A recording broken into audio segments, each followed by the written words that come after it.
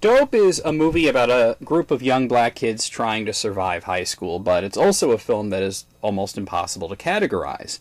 It has elements of comedy and drama, it has the absurd and the realistic, and when it comes right down to it, Dope is a film that portrays and runs with multiple themes, all very topical, and no, it's no coincidence that I chose to review it this week.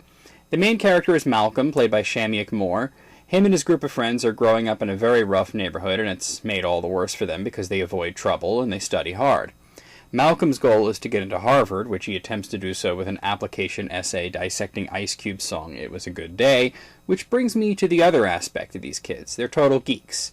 This group of misfits is obsessed with 90s hip-hop culture. They look, act, and dress the part.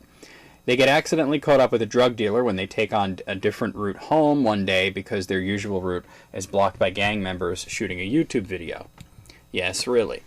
Anyway, they get involved with this guy because he wants to use Malcolm as an in-between to a girl, and they wind up getting invited to a party. At the party, things get soured as violence breaks out, and in the haste to ditch the evidence, a large amount of ecstasy is deposited into Malcolm's bag, which lands him in a heap of trouble as he has to try to hide it, and he's on the run from angry gangsters trying to get their product back. Eventually, he comes into contact with the person in charge of the drug operation, who surprisingly is a local business owner that reminded me strongly of a certain character from Breaking Bad.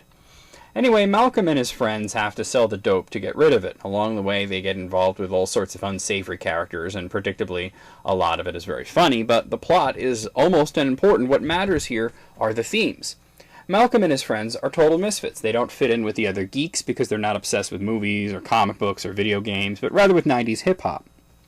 But they're also into what Malcolm refers to as white people shit, like skateboarding, anime, and getting good grades.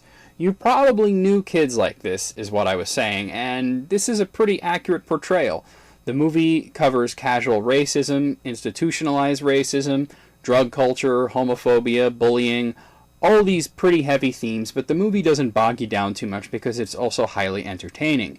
Malcolm and his friends are endlessly likable, and the movie is genuinely funny, even when it is being dark.